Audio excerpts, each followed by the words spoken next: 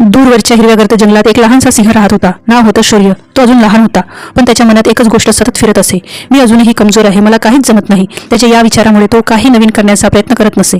एके दिवशी जंगलात स्पर्धा ठेवण्यात आली. जंगलातील सर्व धाडसी छोट्या प्राण्यांची निवड करण्यात आली. खार, मोर सगळे उत्साहात होते, पण शौर्य मात्र बाजूला उदास बसून होता. त्याच वेळी एक वृद्ध कासवाने त्याच्याकडे पाहिले आणि विचारले, का रे, सहभागी होत नाहीस? शौर्य हळूच आवाजात म्हणाला, मी जिंकू शकत नाही, मी अजून लहान आहे. त्यावर कासव शांतपणे हसला आणि त्याला म्हणाला, मोठं होण्यासाठी सुरुवात करावी लागते.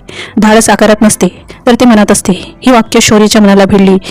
जिंकणार किंवा हरणार, पण प्रयत्न नक्की करणार, हा विचार त्याच्या मनात आला. स्पर्धा सुरू झाली. तो पडू लागला. त्या मार्गाने काटेरी झुडपं, अरुंद पायवाट, अनेक अडचणी आल्या. ससा वेगाने धावला, पण झुडपामध्ये अटकला. खार मात्र उड्या मारत मारत घसरली. मोराने आपली पिसं वाचवण्यातच जास्त लक्ष दिलं, पण शौर्य मात्र हळूहळू पण धीराने पुढे जात राहिला.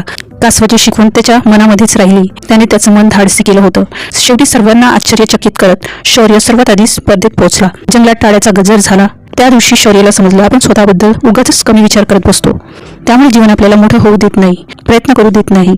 जो प्रयत्न करतो, खरा विजय त्याचाच होतो. त्यामुळे मित्रांनो, सुरुवातच विजयाची पहिली पायरी असते. त्यामुळे सुरुवात करायला घाबरू नका आणि सतत धाडसी निर्णय घेत राहा.